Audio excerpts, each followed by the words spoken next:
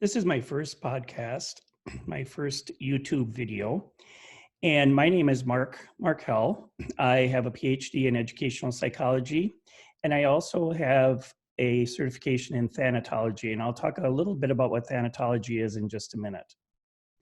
I have my email address, which is markmarkell@yahoo.com, and please correspond with me through that email if you are interested.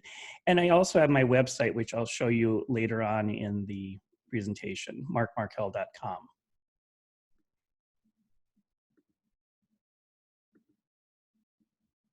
What we're going to do during this presentation is I want to do a quick introduction and then how I got interested in the area of thanatology.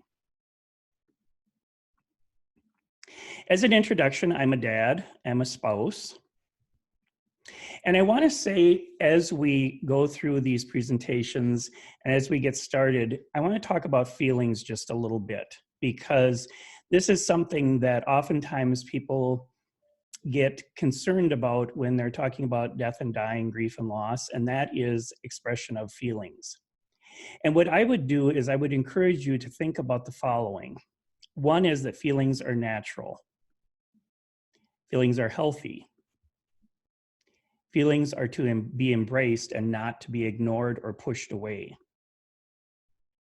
No one needs to apologize for having feelings. Oftentimes, when someone starts to cry or expressing feelings of grief, the first thing they do is they say, "Oh, I'm sorry." And I would encourage you not to do that, because they are natural, feelings are natural and healthy. Men have tear ducts too, men cry. And in our society, oftentimes that is looked on as being a weakness or as being something that is feminine. And the reality is that it is, as with all people, it is natural and healthy. One of the things I kind of joke about, but sometimes when people start crying, when we're talking about some sad or some emotional kinds of issues, I tell them that some people see a therapist for 20 years to be able to experience feelings. And if you can experience feelings without seeing a therapist for 20 years, then you've saved a lot of time and a lot of money. And that's kind of tongue in cheek, but at the same time, I think it's a good thing to remember that some people work very hard to do what other people do naturally. This is who I am in a nutshell. And I put the items that related more towards special education in gray and more toward grief and loss in black print. I teach at St. Cloud State University in St. Cloud, Minnesota in the Department of Special Education. And you can see I teach literacy, behavior management, and so on. I also teach at Worsham College of Mortuary Science in Wheeling, Illinois. I teach online and I teach a class in psychology. I have taught at the University of Minnesota and taught a class on cultural and religious diversity in death and dying, and also funeral arrangements, which I co-taught. And I teach at a school in Korea, teach human relations and also some writing strategies. I have several different degrees. I have a bachelor's degree in theater communication arts and elementary education. I have a master's degree in special education, a PhD in educational psychology. I'm certified as a thanatologist, and thanatology is the study of death, dying, and grief, which we'll get into in just a minute. I'm a hospice volunteer. I'm certified in death and grief studies, and I'm certified as a cremation operator. I'm trained as a funeral arranger and end-of-life doula. And I have licenses to teach in the public schools, elementary and special education, and reading. I have several publications, and in terms of books, many articles and some book chapters. I've had experiences in a variety of different teaching areas. One that I wanted to highlight was the last one, and that is death education that I teach with non-grieving children at the church that I belong to. And we teach, my sister and I teach second and third graders and sixth and seventh graders. It's a 6-week program that talks about different elements of death, dying, and grief. So as I said, thanatology is the study of death, dying, and grief. And how I got interested in this area stems way back to when I was a child. When I was 5 years old, this is a picture of my daddy. Daddy died. Um, I say daddy because that's how I knew him at the time of his death. I was only 5 years old. And daddy died over a very short period of time. He went into the hospital on a Monday morning and then died the following Tuesday, which was about a week and a day later. This is a picture of some of my family when we were younger. This is probably 2 years before daddy died. This is my daddy and my mom and my siblings. My youngest sibling actually wasn't born yet, but you can see how we were all very young. We were very close in age to one another. Well, when daddy died, mom had 5 children.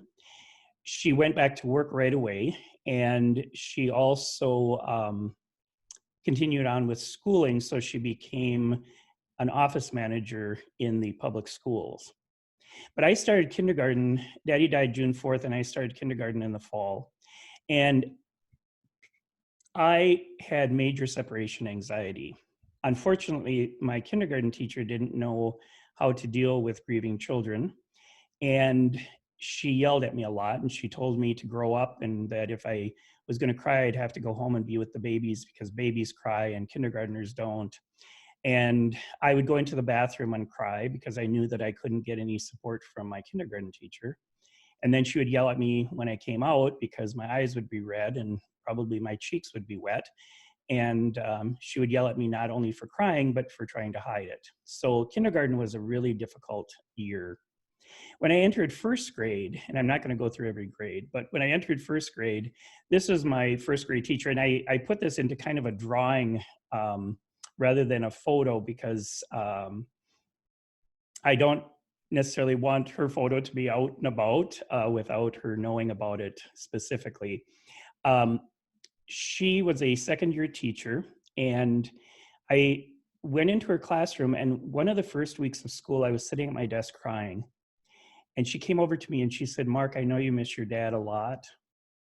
And if you need to cry, you go right ahead and cry as much as you need to. And if you want to cry and you don't want to cry in front of the other kids, you let me know and we'll go out into the hall and we'll cry together." She was the only person that I can remember that I felt really got it and got my grief as a child, not an infant, as a child. So time went on, and I grew up and I idolized this teacher.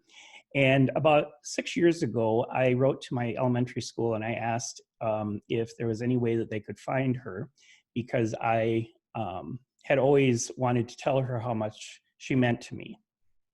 And indeed, the elementary school did find her. And this is, again, a picture kind of in a drawing of who she is today. And she said she remembered me. She remembered the situation. She remembered that daddy had died. And she remembered that she needed to tell me that it was okay to feel whatever I was feeling. So one of the things that I share that is because that is why I got interested in the area of thanatology, is because of my own experience with daddy's death and my experience with a teacher that was incredibly supportive and seemed to understand what it meant to be a child who was grieving the death of a parent. I also wanted to share that because as teachers, as parents, as whoever you are, you're going to make impacts on kids' lives and on adults' lives. And hopefully it will be a good impact like I had with this teacher. I want to end by showing you my website, if I can get into this. It might take just a second. I tend to have some pop-ups that come about every once in a while, but this is my website, and I specialize in learning disabilities, psychology, and grief and death. And I have some publications that are on my website helping people with developmental disabilities mourn, practical rituals for caregivers, and you can order a copy. The Children Who Lived, Using Harry Potter and Other Fictional Characters to Help Grieving Children and Adolescents, and that's a book that my sister and I wrote together. And then Everyone Grieves, Stories About Individuals with Disabilities and Grief. I also am always interested in doing workshops. And so if anyone is interested in having a workshop done or talking about different issues around grief and loss or academic strategies or classroom strategies, certainly contact me. And then finally, I just want to show you, whoa, see, this has a little pop-up there. I just want to show you contact. My email address, as I said, is markell@yahoo.com, but you can also contact me through my website by writing me a message and then sending it through my website. So this is the first of many different presentations that I'm going to do for my channel. And if you have any questions, make sure to ask.